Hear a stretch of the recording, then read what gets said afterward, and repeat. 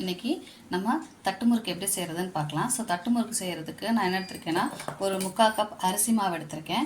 இது நீங்கள் வந்து இடியாப்ப மாவு அந்த மாவு கூட நம்ம கடையில் விற்கிறது வாங்கிக்கலாம். அடுத்து பார்த்திங்கன்னா இதில் 3/4 கப் எடுத்திருக்கேன். இதில் வந்து ஒரு 1/4 கப்புக்கு நான் வந்து பொட்டுக்கடலை மாவு எடுத்திருக்கேன். பொட்டுக்கடலை மாவு நான் வீட்டிலே பொட்டுக்கடலை மாவை அரைச்சி எடுத்து வச்சுருக்கேன். அடுத்து பார்த்திங்கன்னா அதில் 1/4 கப் எடுத்துருக்கோமா, இதில் ஒரு 2 ஸ்பூன் என்ன எடுத்துக்கேன்னா முழு உளுந்து பருப்பு எடுத்துருக்கேன். இதை நம்ம வறுத்து பொடி பண்ணி எடுத்துக்கலாம். அடுத்து ஒரு 3 ஸ்பூன் என்ன எடுத்துருக்கேன்னா கடலைப்பருப்பு எடுத்து 1 மணி நேரம் ஊற வச்சுருக்கேன். அடுத்து 30 கிராம், ஸோ 3/4 கப்பு தான் மாவுங்கிறதுனால நான் ஒரு 30 கிராம் பட்டர் எடுத்து வச்சுருக்கேன். அடுத்து 3 வெள்ளைப்பூடும் ஒரே ஒரு வரமிளகா தான் எடுத்திருக்கேன். அடுத்து கொஞ்சம் கருவேப்பிலையை இப்படி பொடி பொடியாக கட் பண்ணி வச்சுருக்கேன். ஸோ இப்போ எப்படி செய்கிறதுன்னு பார்க்கலாம். பற்ற வச்சு நம்ம ஒரு கடாய் சூடானதும் இந்த நம்ம எடுத்து வச்சுருக்கோம் இல்லையா உளுந்த பருப்பு, அதை போட்டு நல்லா ட்ரை ரோஸ்ட் பண்ணிக்கலாம். நல்லா பொன்னிறமாக வர வரைக்கும் வறுத்து பொடி பண்ணிக்கலாம். இப்போ இது காயட்டும்.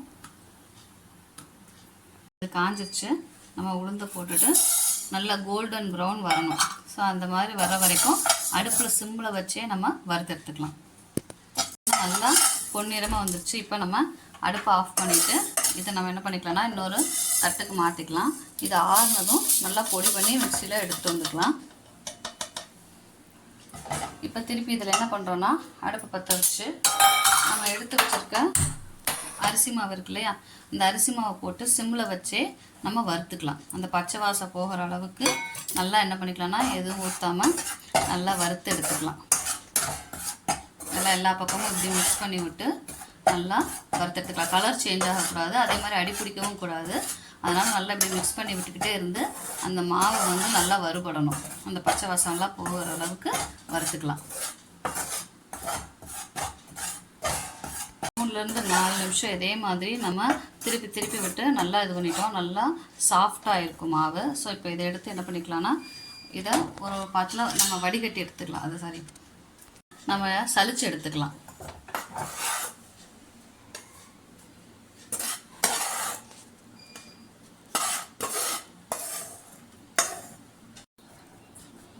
நல்லா கட்டி எதுவும் இல்லாமல் நம்ம நல்லா சலிச்சு எடுத்துக்கலாம். இந்த மாதிரி சின்ன கட்டி இருந்துச்சுன்னா அது நமக்கு வந்துடும். பொட்டுக்கடலை மாவே சலிச்சு எடுத்துக்கலாம். ஏன்னா பொட்டுக்கடலை நம்ம வீட்டில் அரைச்சது தானே பொட்டுக்கடலை மாவு. அப்போ அதில் எதோ கட்டி இருந்தால் கட்டி இல்லாமல் இருக்கிறதுக்கு அதையும் நம்ம சலிச்சு எடுத்துக்கலாம்.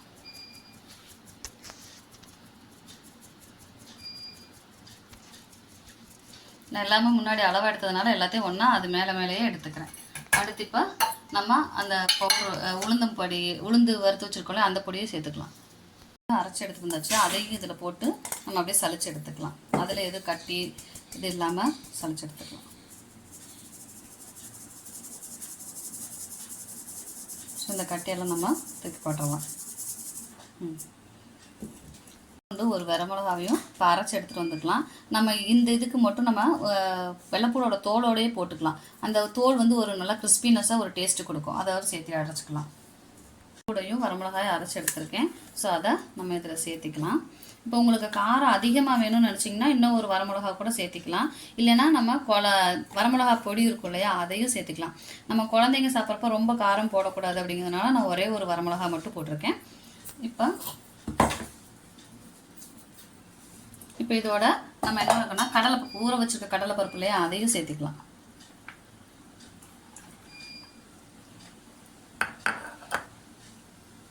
ஒரே ஒரு பிஞ்சு பெருங்காயம் சேர்த்துக்கலாம். பெருங்காயம் நிறையா சேர்த்தக்கூடாது, கசப்படைச்சிரும். ஸோ கொஞ்சோண்டு பெருங்காயம் சேர்த்துக்கலாம். அதோட எடுத்து நறுக்கி வச்சுருக்க கருவேப்பிலையும் போட்டுக்கலாம். மாவுக்கும் தேவையான அளவு நம்ம என்ன பண்ணிக்கிறோம்னா உப்பு சேர்த்துக்கலாம்.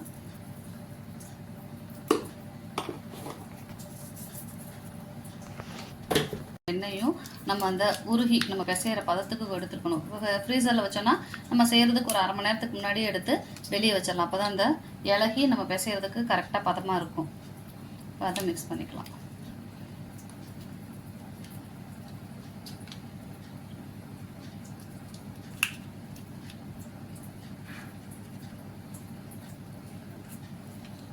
இப்போ இதை ஃபஸ்ட்டு எல்லாத்தையும் மிக்ஸ் பண்ணிக்கலாம். கையிலேயே மிக்ஸ் பண்ணி எடுத்துக்கலாம். இதெல்லாம் மிக்ஸ் பண்ணி விட்டுட்டு அதுக்கப்புறமா நம்ம சுடுதண்ணி விட்டு பிசைஞ்சிக்கலாம்.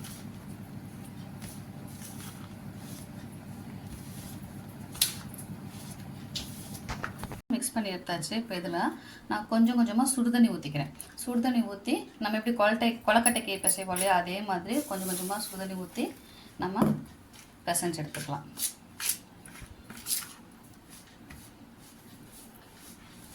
நல்லா சூடானதுக்கப்புறம் கை வச்சு பிசைஞ்சுக்கலாம். ஃபஸ்ட்டு சுடுதண்ணி ஊற்றி கொஞ்சம் கொஞ்சமாக ஊற்றி பிசைஞ்சுக்கலாம். இப்போவே உங்களுக்கு அந்த வறுத்த வாசம்லாம் சூப்பராக வரும்.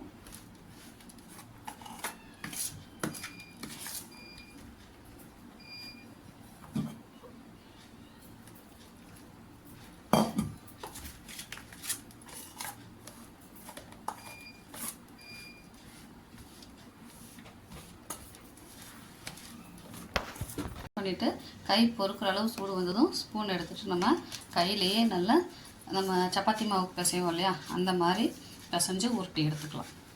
பார்த்திங்கன்னா நல்லா பிசைய முடியும்.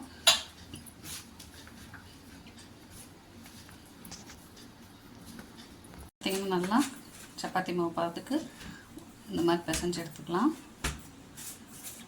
பார்த்திங்கன்னா நல்லா அமுண்டும் சாஃப்டாக வந்திருக்கும். இப்போ இதை நல்லா உருட்டிட்டு நமக்கு தட்டு முறுக்கு வந்து எந்த சைஸில் வேணுமோ அந்த சைஸுக்கு நம்ம உருண்டை பிடிச்சி தனித்தனியாக வச்சுக்கலாம். இப்படி உருண்டை எடுத்து மாவு எடுத்து உருண்டை பிடிச்சிக்கலாம் எந்த சைஸுக்கு வேணுமோ.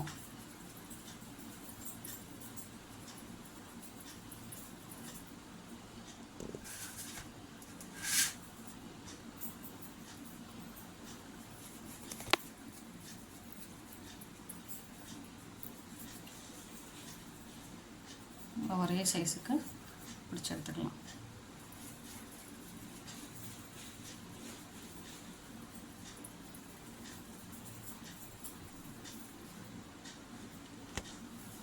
மாவை நம்ம உருண்டை பிடிச்சி எடுத்துக்கலாம்.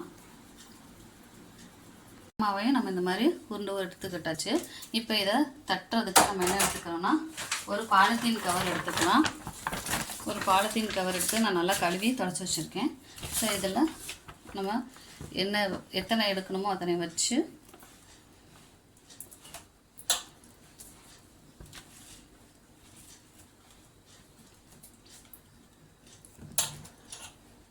இந்த பேப்பரில் வச்சு தட்டி எடுத்துக்கலாம். இதே மாதிரி ஒவ்வொன்றையும் நம்ம என்ன பண்ணிக்கலாம்னா இந்த மாதிரி அழுத்தி எடுத்துக்கலாம்.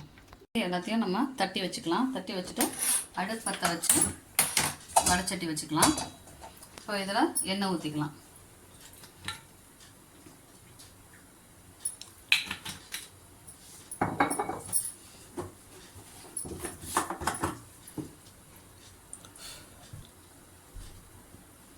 எண்ணெய் நல்லா காயட்டும். காஞ்சிருச்சு. இப்போ அடுப்பை சிம்மில் வச்சுட்டு நம்ம என்ன பண்ணுறோன்னா ஒவ்வொரு தட்டையாக எடுத்து போட்டுக்கலாம்.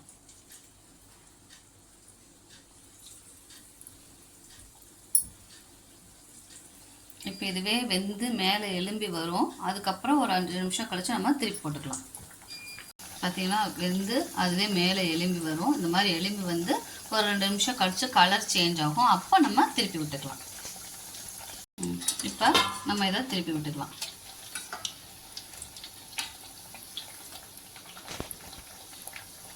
நல்லா கோல்டன் ப்ரௌன் வர அளவுக்கு வேகட்டும்.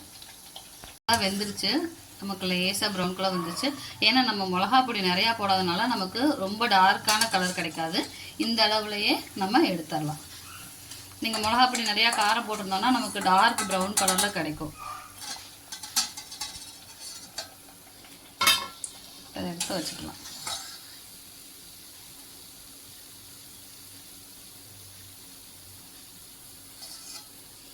இந்த மாதிரி மற்றதை போட்டு எடுத்துக்கலாம்.